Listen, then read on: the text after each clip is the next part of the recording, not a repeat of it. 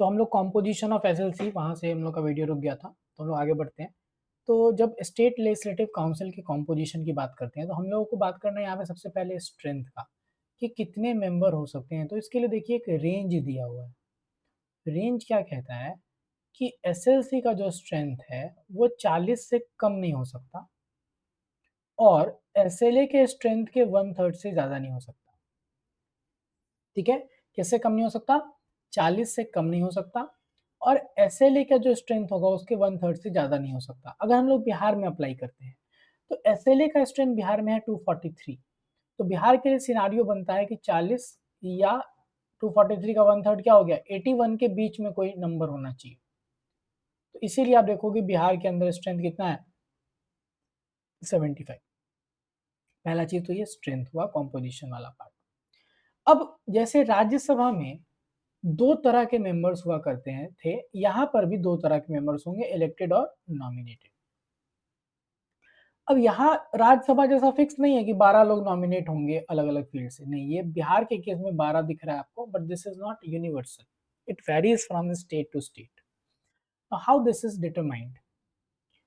तो ये डिटरमाइन होता है कि जो इलेक्शन और जो मतलब मेंबर्स चुनने का जो तरीका है ये काफी डिफरेंट है राज्यसभा से, बिहार कह रहा है एसएलसी के केस में। और आपको बहुत अच्छे से इसको समझना पड़ेगा क्योंकि यहीं पे कंफ्यूजन होता है। यहाँ दो आपको कॉलम दिख रहा है, एक दिख रहा है मेंबर्स, यहाँ हम इसको बोल सकते हैं वोटर्स, सॉरी, ये ठीक है, यहाँ पे मेंबर्स ही होगा। ठीक है, तो यहाँ पे क्या दिख रहा है आपको, ये हुए मेंबर्स। तो जो मेंबर्स का स्ट्रेंथ है नंबर, और उनको चुनने के लिए जो वोटर्स हैं, अलग अलग वोटर्स का ग्रुप बनता है। तो एसएलसी के मेंबर्स को चुनने के लिए अलग अलग वोटर्स का एक ग्रुप, इलेक्टोरल कॉलेज जिसको बोलते हैं, वो बनाया जाता है।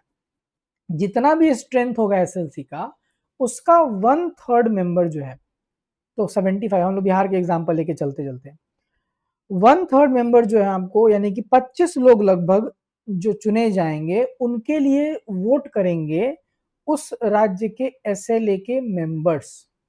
जैसे बिहार का एग्जांपल देते हैं अगर, तो बिहार के जो 243 एमएलएज हैं, वो लोग 25 लोगों को चुनने के लिए वोट करेंगे। अब ये 25 लोग जो है, ये कैंडिडेट पार्टी डिसाइड कर रही है। ये 243 ऐसा नहीं समझना है कि आपस में से चुनेंगे, क्योंकि एक आदमी दोनों हाउस का मेंबर तो हो नहीं सकता। ये इधर साइड जो भी कॉलम है, ये वोटर्स का ग्रुप है।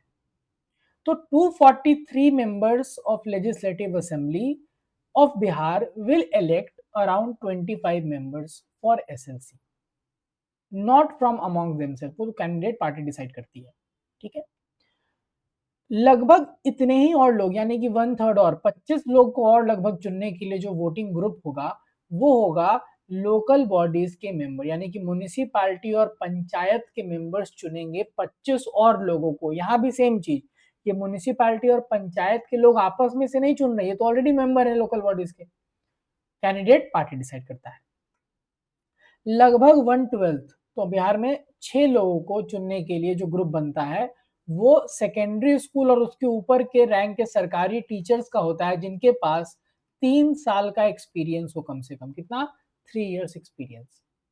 तो सेकेंडरी या उससे ऊपर के जो स्कूल के टीचर्स होते हैं और 3 साल का उनका एक्सपीरियंस है अगर सरकारी स्कूल में, तो वो वोट करके चुनेंगे लगभग 6 लोगों को। अगेन 6 लोग टीचर नहीं होंगे, टीचर वोटर्स हैं, कैंडिडेट पार्टी डिसाइड करता है। और लगभग 1/12, जैसे बिहार के केस में ऐसा 7 लोग होंगे जिनको ग्रेजुएट जो स्टूडेंट्स हैं, जो कम से कम 3 साल के ग्रेजुएशन को किए हो कंप्लीट, डिप्लोमा वाले नहीं, ग्रेजुएशन वाले स्टूडेंट जितने होंगे और रह रहे हो बिहार में, residing with in the state, वो लोग मिलकर 7 और लोगों को चुनेंगे। ठीक है, अब जो बच गया, तो बिहार के केस में it comes out to be 1/6, that is 12। तो लगभग 1/6 मेंबर जो हैं, उनको गवर्नर नॉमिनेट कर देते हैं, इसीलिए बिहार में 12 लोग नॉमिनेट हो रहे हैं। और वो जो प्रेसिडेंट का नॉमिनेशन वाला फील्ड था 4, उससे एक ज्यादा है। तो art, literature, social service, science, यहाँ मिसिंग है, ऐड कर लीजिएगा आप लोग, साइंस, ये 4 तो वहां भी था। एक नया चीज ऐड हुआ, कोऑपरेटिव मूवमेंट। कोऑपरेटिव मूवमेंट क्या है, जैसे एग्जांपल लीजिए, सुधा, अमूल, ये सब जो है आपको कोऑपरेटिव मूवमेंट्स का पार्ट माने जाते हैं। तो इस तरह के जो भी कोऑपरेटिव्स का फॉर्मेशन को लेकर अगर कोई इनिशिएटिव हुआ है या कुछ लिया गया तो वो चीज़ें आपको यहाँ पर आएँगी। समझ में आया? तो इस तरह से आपको ये कॉम्पोजिशन यानी जो मेंबर्स है इनका चुनाव किया जाता है। So SLC is both elected and nominated body. जहां तक बात इलेक्शन की आती है तो for election different electoral groups और different voter groups are created. For example nearly one third, और ये फिक्स नंबर नहीं है, वेरी करेगा। जैसे यूपी में नॉमिनेशन केवल 1/10 का होता है, 1/6 का नहीं, तो ये वेरी कर सकता है, इसलिए नियरली वर्ड ध्यान दीजिएगा। तो लगभग 1/3 लोगों को चुनने के लिए उस राज्य के विधायक यानी एमएलए लोग वोट करते हैं। लगभग 1/3 यानी कि, और आपको अगर बात करें 1/3 लोगों को चुनने के लिए उस जगह के म्युनिसिपैलिटी और लोकल बॉडीज के लोग वोट करेंगे। लगभग 1/12 के लिए टीचर्स, सेकेंडरी स्कूल या उससे ऊपर के और 3 साल का एक्सपीरियंस होना चाहिए, और लगभग 1/12 जो है वो स्टूडेंट जो ग्रेजुएट स्टूडेंट्स हो 3 साल के कम से कम और स्टेट में रह रहे हो वो लोग वोट करेंगे। ठीक है। रिमेनिंग जो बच जाता है वो गवर्नर के द्वारा नॉमिनेट किए जाते हैं from the field of art, literature, science, social service and cooperative movement. अब देखिए यहाँ पे ये आपको एक क्वेश्चन आपके दिमाग में आएगा कि यार ग्रेजुएशन तो हमने भी किया हुआ है, हम लोग तो वोट किए नहीं अभी तक। तो देखिएगा ध्यान से, ये जो पार्ट हम लोग देख रहे हैं ना, यहाँ वाला पार्ट, ये तीनों, इसके लिए इलेक्शन कमीशन ऑफ इंडिया, चूंकि ये इलेक्शन भी इलेक्शन कमीशन ऑफ इंडिया ही कराती है, चाहे राज्य का इलेक्शन हो एसएल एसएलसी का, या लोकसभा राज्यसभा हो, और president vice president, 6 election ECI ही कराती है। तो ईसीआई जब हर 2 साल पे इलेक्शन होना है एसएलसी का, तो उस केस में ये क्या करेंगे, हर 2 साल पे कॉन्स्टिट्यूएंसी बनाएंगे। जैसे डिवीजन मान लीजिए मगध डिवीजन चूज किया, तो मगध डिवीजन इस बार सिर्फ एसएलसी के इलेक्शन में ये तीनों केस में पार्टिसिपेट कर रही है। तो मगध डिवीजन के लोकल बॉडीज के मेंबर, मगध डिवीजन के टीचर्स और ग्रेजुएट्स, वो लोग वोट करके चुनेंगे। अगली बार ये चेंज हो जाएगा 2 साल के बाद, फिर कोई और तिरहुत डिवीजन आ गया, फिर उसके लोग वोट करते हैं। ठीक है, इस तरह से होता है। अब जो मेंबर्स इसके चुने जाते हैं, वो मेंबर्स का जो टर्म है वो 6 साल है जैसे राज्यसभा में था, और हर 2 साल पे 1/3 मेंबर क्या होंगे, रिटायर होते हैं। ये आपको सेम चीज है जो राज्यसभा के अंदर ही था। ठीक है यहाँ तक। तो ये आपको एसएलसी का और इलेक्शन का तरीका जहां तक है, तो राज्यसभा का इलेक्शन का तरीका जो आपने पढ़ा था, सेम चीज यहाँ पे भी आपको अप्लाई कर देना है। System of proportional representation, single transferable vote. ठीक है, चलिए अब आते हैं पहले हाउस यानी लोअर हाउस, जिसका नाम है एसएलए विधानसभा, उसके कॉम्पोजिशन के पार्ट पे। ये हर स्टेट में होता है, तो इसके कॉन्स्टिट्यूशन और इसका क्रिएशन की बात नहीं होगी, ये हर राज्य में रहेगा ही रहेगा। लोअर हाउस, तो इसका अगर कॉम्पोजिशन समझेंगे जो 170 में दिया हुआ है, तो ये भी एक रेंज दे रहा है, 60 से कम नहीं हो सकता, 500 से ज्यादा नहीं हो सकता एसएलए का स्ट्रेंथ। और इसमें कुछ एक्सेप्शन क्या है कि कुछ राज्यों के लिए मिनिमम स्ट्रेंथ जो 60 था वो चेंज किया गया because of the less population. जैसे सिक्किम 30 मिनिमम स्ट्रेंथ डिसाइड किया गया था ओरिजिनली, अभी का इसका स्ट्रेंथ 32 है। गोवा, इसका भी 30 डिसाइड किया गया था, और अरुणाचल का भी 30 डिसाइड किया गया था। गोवा में अभी 40 मेंबर हैं, अरुणाचल में 60 मेंबर हो चुके हैं। मिजोरम में 40 डिसाइड हुआ था मिनिमम, अभी भी 40 है, और नागालैंड में 46 डिसाइड हुआ था, अभी 60 मेंबर्स है। तो अगर आपसे क्वेश्चन ऐसा पूछा कि कितने राज्य ऐसे हैं जहां पर मिनिमम स्ट्रेंथ जो एसएलए का है, मतलब जो स्ट्रेंथ है एसएलए का वो 60 से कम है, तो ऐसे केवल 3 राज्य हैं, गोवा, सिक्किम और मिजोरम। ठीक है, गोवा, सिक्किम और मिजोरम। जितने भी मेंबर्स एसएलए में अब 2019 के बाद, ठीक है, 2019 के बाद की अगर हम लोग बात करें, तो all members are elected, there are no members which are nominated. ये एसएलए का एक जनरल आपको कॉन्सेप्ट बता रहे हैं हम, क्योंकि पहले एक एंग्लो इंडियन कम्युनिटी के मेंबर को गवर्नर नॉमिनेट कर सकते थे एसएलए में, ये हट गया 2019 में 104 अमेंडमेंट एक्ट से। ठीक है, तो अभी भी जितने भी राज्य हैं वहां पे मेंबर जो है वो क्या रहेंगे, इलेक्टेड रहेंगे, लेकिन इसमें आपको ध्यान देना है सिक्किम और नागालैंड में कुछ members are unelected also, they are also nominated because of their special provision.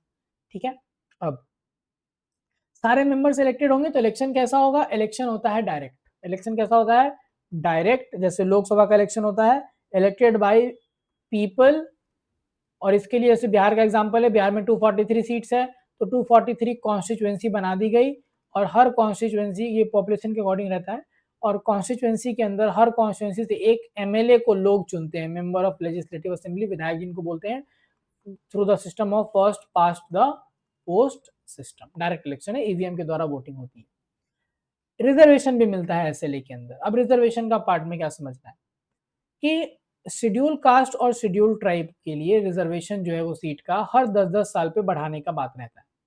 तो 2020 में जब खत्म हो रहा था तो 104th अमेंडमेंट एक्ट ने इसको 10 साल और बढ़ा दिया, और ये आर्टिकल 332 में दिया हुआ है कि एसएलए के अंदर जो एससी एसटी के लिए रिजर्वेशन होगा वो रहेगा, और वो पॉपुलेशन के प्रोपोर्शन में है। तो बिहार के 243 में अगर बात करें तो शेड्यूल कास्ट के लिए 38 सीट, शेड्यूल ट्राइब के लिए 2 सीट रिजर्व है। ठीक है, बिहार एसएलए में। और अभी 106 अमेंडमेंट एक्ट के आने के बाद, हालांकि लागू नहीं हुआ है, जब ये आपको डिलिमिटेशन होगा अगला तो उसके बाद लागू होगा, बट 332A में लिख दिया गया कि 1/3 सीट जो है वो किसके लिए रिजर्व हो जाएगी अब, वुमेन के लिए। यानी अगर सीट नहीं बढ़ता है बिहार में, 243 रह जाए, तो 81 सीट्स रिजर्व हो जाएंगी किसके लिए, वुमेन के लिए। और ये वुमेन का 1/3 रिजर्वेशन जो है वो हॉरिजॉन्टली शेड्यूल कास्ट और शेड्यूल ट्राइब पे भी अप्लाई होगा। ठीक है, ये आपको था रिजर्वेशन वाला पार्ट। ड्यूरेशन एसएलए का तो 5 साल है, लेकिन डिसॉल्व हो सकता है कभी भी। नेशनल इमरजेंसी जब लगेगा तो 1-1 साल करके पार्लियामेंट इसको चाहे तो बढ़ा सकता है एक बार में। टर्म का मेंबर एसएलए के बराबर रहेगा। एसएलसी में आपको मालूम है कि ये तो डिसॉल्व नहीं हो सकता, मतलब इसके लिए ये कंटिन्यूइंग चैम्बर के रूप में काम करता है, डिसॉल्व नहीं हो सकता, लेकिन इट कैन बी एबॉलिश्ड। जो तरीका था उससे हमने एबॉलिश कर सकते हैं इसको। 6 साल मेंबर्स का टर्म, और 1/3 मेंबर हर 2 साल पे रिटायर होंगे। ठीक है, ये एसएलए का आपको कॉम्पोजिशन वाला एस्पेक्ट पूरा हुआ। क्वालिफिकेशन की जब हम बात करते हैं तो देखिए, क्वालिफिकेशन जो है, जो हमने पार्लियामेंट के लिए पढ़ा था ना, वही क्वालिफिकेशन यहाँ भी आपको दिखेगा सिमिलर। सिटीजन ऑफ इंडिया, 25 साल अगर एसएलए का मेंबर बनना है तो 30 साल अगर एसएलसी का मेंबर बनना है, और आपको इलेक्शन कमीशन के द्वारा सर्टिफाइड एक ऑफिसर के सामने शपथ लेना पड़ेगा। ये संविधान में लिखा हुआ है। बाकी जो था वो किस में लिखा हुआ था, कानून के अंदर। उस कानून का नाम था आरपीए, जो पार्लियामेंट ने बनाया। सेम चीज यहाँ पर भी सब कुछ अप्लाई होगा, बस एक डिफरेंस समझ लीजिए। लोकसभा राज्यसभा में हमने क्या देखा था कि आपको रजिस्टर्ड वोटर होना पड़ेगा भारत में किसी भी एक कॉन्स्टिट्यूएंसी में। स्टेट के लिए जब बात करेंगे हम लोग तो प्रोविजन थोड़ा अलग है, और स्टेट के लिए कंडीशन है कि आपको रजिस्टर्ड वोटर उस राज्य के किसी एक कॉन्स्टिट्यूएंसी में होना जरूरी है। तो बिहार से अगर किसी आदमी को एमएलए या एमएलसी बनना है तो they must be a registered voter with in Bihar. ठीक है, ये आपको बस एक एडिशनल क्वालिफिकेशन समझना है। अब देखिए, एसएलसी या एसएलए के बारे में बाकी प्रोविजन जो है, जैसे कि हम लोग अब ये तो पढ़ने बैठेंगे नहीं, मोशन ये सब हमने वहां पढ़ रखा है ऑलरेडी।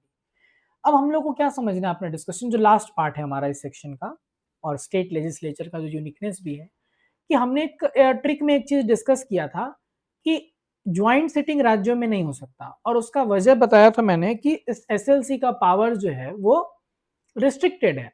जब पावर बराबर हो तब तो समझ में आए ज्वाइंट सिटिंग का केस बनेगा ना, बिल पास करने को लेके। तो अभी हम लोग क्या देखेंगे इस टेबल में कि एसएलसी के पावर जो है वो किन केसेस में एसएलए के बराबर है। देखिए, हमने राज्यसभा और लोकसभा के लिए एक टॉपिक पढ़ा था जब, comparison of powers of Lok Sabha and Rajya Sabha, तो उसमें हमने क्या देखा था, there were certain special powers of Lok Sabha and then there were certain special powers of Rajya Sabha. in rest all of the cases the powers were equal, but that is not the case with SLC. With respect to SLC, either it can have equal powers with respect to SLA, or it will have restricted power or limited power with respect to SLA. इसके पास कोई special power का नहीं दिखेगा जिक्र आपको SLC के पास।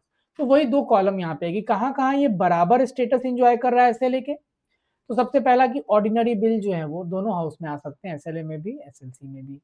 दूसरा, अगर ऑर्डिनेंस गवर्नर पास किए हैं तो उस ऑर्डिनेंस का अप्रूवल भी दोनों हाउस से होता है। तीसरा, मंत्री और मुख्यमंत्री इन सब के जो चॉइस है उसमें भी दोनों हाउस का स्टेटस बराबर है, कोई आपको डिफरेंस नहीं है। जैसे आपके यहाँ तो सबसे सर्वराज जो हमारे सुप्रीम सीएम साहब है वही क्या है, एसएलसी के मेंबर है, तो यहाँ भी बराबर स्टेटस है।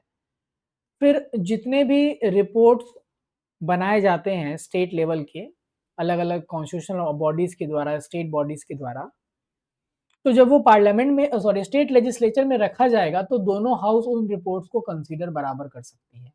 जैसे कि सीएजी रिपोर्ट बनाकर गवर्नर को भेजा, गवर्नर स्टेट लेजिस्लेचर के सामने रखा, दोनों हाउस उसके ऊपर कंसिडरेशन करेंगे। और लास्ट है कि जो स्टेट पब्लिक सर्विस कमीशन है उसका जो पावर है, ज्यूरिसडिक्शन है, उसको बढ़ाने का जो पावर है वो दोनों के पास बराबर है।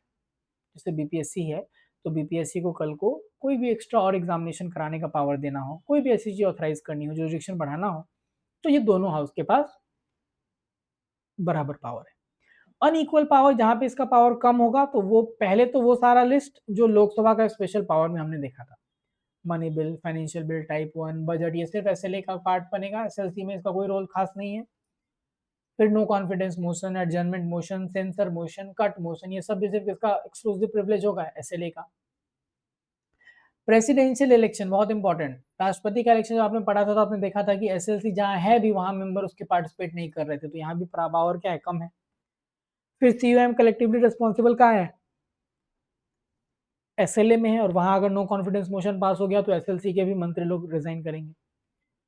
ऑर्डिनरी बिल, अब देखिए बिल के केस में यहाँ पर क्या आपको समझना है, हमने पढ़ा था कि ऑर्डिनरी बिल आ सकता है एसएलसी में भी, लेकिन कानून बनाने को लेकर जब हम लोकसभा और राज्यसभा को पढ़े थे तो हमने देखा था कि केवल मनी बिल और फाइनेंशियल बिल्स में कुछ एक्सेप्शन था जहां पर राज्यसभा को पावर थोड़ा सा कर्टेल या थोड़ा कम दिख रहा था, बाकी सब बराबर था।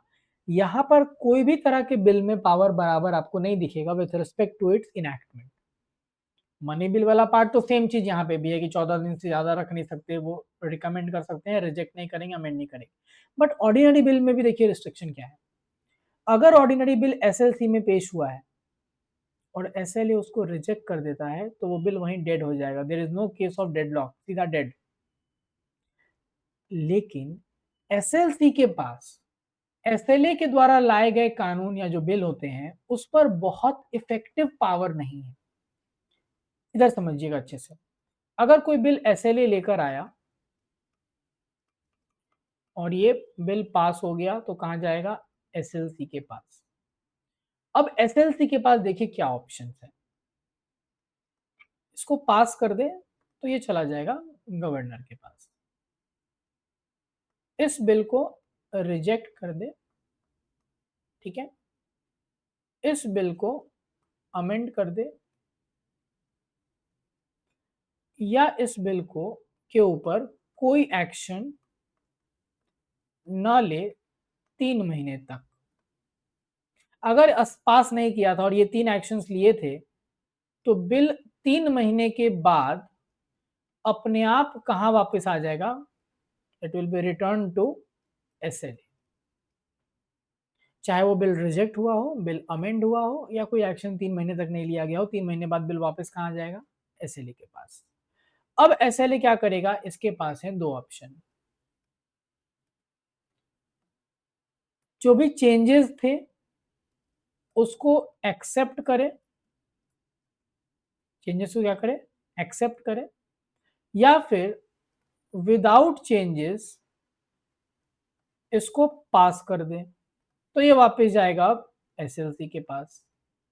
अब एसएलसी के पास है दो ऑप्शन, पास करो तो गवर्नर, या फिर 1 महीना, 1 मंथ, 1 महीने के लिए कोई एक्शन मत लो। अगर अभी भी एसएलसी को लगता है कि बिल ठीक ठाक नहीं है तो आप मैक्सिमम 1 महीना कोई एक्शन ना दीजिए, जैसे 1 महीना कंप्लीट हुआ it shall be considered past और ये चला जाएगा गवर्नर के पास।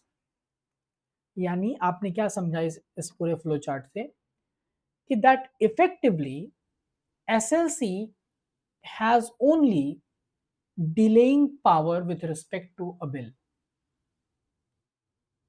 It cannot effectively amend or reject any bill which was introduced by SLA. It can only delay that bill for maximum 4 months, 3 months in the first instance and 1 month in the second. तो SLC effectively SLA के द्वारा लाए गए जो ordinary bills हैं या financial bills हैं उनके ऊपर मैक्सिमम क्या कर सकता है, तो 4 महीने का डिले लगा सकता है, 3 महीने पहली बार में और फिर दोबारा जब आया पास होके तो 1 और महीने डिले कर सकता है, इससे ज्यादा एसएससी के पास इफेक्टिव पावर नहीं है। ठीक है, तो इसलिए आपको समझना है कि ये सारे इसके ऊपर रिस्ट्रिक्शंस थे। अब फिर क्वेश्चन दिमाग में तो ये आएगा कि एसएलसी फिर बना क्यों रहे हो भाई, तो पावर दिया नहीं। तो देखिए इसके कुछ वजह है। सबसे पहला कि जो ज़्यादा बड़े राज्य हैं वहाँ पर रिप्रेजेंटेशन थोड़ा ज़्यादा हो, so better representation in larger states. लोगों के रिप्रेजेंटेटिव्स अगर ज़्यादा होंगे एक ज़्यादा बड़े पॉपुलेटेड स्टेट में तो वो अच्छा होगा। दूसरा कि ये नॉमिनेटेड मेंबर्स का जो स्कोप है इससे एक्सपर्टीज आ सकती है आपके एसएलसी के थ्रू सरकार के अंदर या स्टेट लेजिस्लेचर के अंदर। तीसरा कि it will prevent hasty decision, जल्दबाजी में लिए गए डिसीजन को ये रोक सकता है क्योंकि एटलीस्ट 4 महीना डिले करने का पावर है।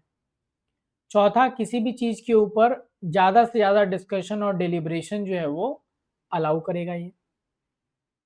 मेनली जो इसका रीजन होता है वो होता है पॉलिटिकल, और ये इसलिए क्योंकि ये इवन ये भी अलाउ कर देगा वैसे लोगों को सरकार या लेजिस्लेचर का पार्ट बनाना जो एक इम्पॉर्टेंट पब्लिक फिगर है, लेकिन शायद अगर आप देखेंगे मतलब सॉरी पब्लिक इमेज उनका एक नहीं है, पब्लिक फिगर नहीं, पब्लिक एक पर्सनालिटी जो बहुत जरूरी है हमारे पॉलिटिक्स के लिए, लेकिन उनका एक पब्लिक इमेज नहीं है। जैसे कि होता है ना कि आपका एक पॉपुलर इमेज बना हो पब्लिक में सोसाइटी में, तो आपके लिए इलेक्शन जीतना, डायरेक्ट इलेक्शन ज्यादा आसान है।